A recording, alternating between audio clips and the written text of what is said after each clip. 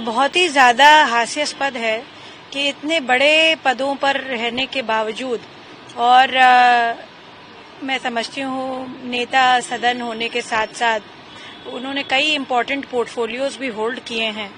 इस प्रकार का घटनाक्रम क्यों हुआ है, ये अपने आप में विचार करने का विषय है। दूसरी बात, हमारे देश में रूल ऑफ लॉ है।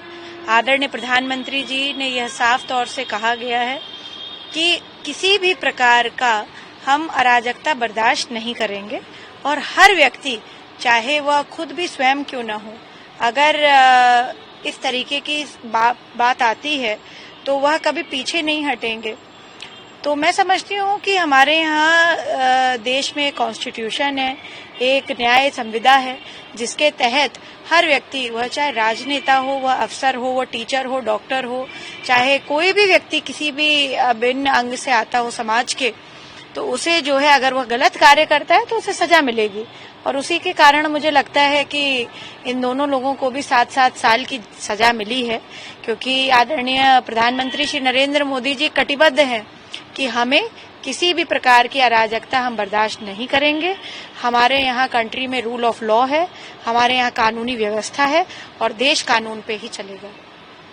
मैम, बोला है कि कश्मीर का गुस्सा लाल किले पर दिख रहा है, कैसे देख रहे हैं? पहली बात तो मुफ्ती जी को इस प्रकार की अराजक बयान नहीं देना चाहिए। यह एक बहुत ही ज्यादा, मुझे लगता है, विषाक्त बयान है और कश्मीर में युवाओं को भड़काने वाला बयान इस तरीके का इन्होंने दिया है। दूसरी बात मैं कहूंगी कि एक नारा लगा था कि तुम कितने अफजल मारोगे, हर घर से अफजल निकलेगा। तो जिस प्रकार से आदरणीय प्रधानमंत्री जी की जीरो टॉलरेंस है टेररिज्म पर, आतंकवाद पर, और आदरणीय एचएम साहब, हमारे देश के गृह मंत्री श्री अमित भाई, उन्होंने भी ये कह रखा है साफ तौर पर कि हम किसी प्रकार का आतंकवाद बर्दाश्त नहीं करेंगे।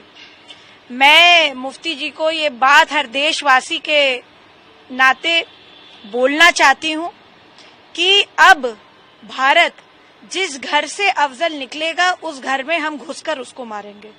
ये बात वो याद कर लें, जान करके रख लें, और हम किसी प्रकार का आतंकवाद नहीं सहेंगे, नहीं बर्दाश्त करेंगे। क्योंकि हमारे देश के एक बहुत पुराने विचारक रहे चाणक्य, उन्होंने भी कहा कि जब ऐसी शक्तियां हों जो अनर्थ कर रही हों, जो अराजकता फैला रही हों, उनका समूल नाश करना चाहिए। उसी प्रकार से प्रधानमंत्री श्री नरेंद्र मोदी जी ने आतंकवाद, नक्सलवाद को जड़ से समाप्त करने का संकल्प लिया है। हर भारतवासी, अपर्णा यादव स्वयं भी इस संकल्प के साथ अपने, अगर हमें प्राणों की भी आहुति देनी पड़े तो हम इससे पीछे नहीं हटेंगे।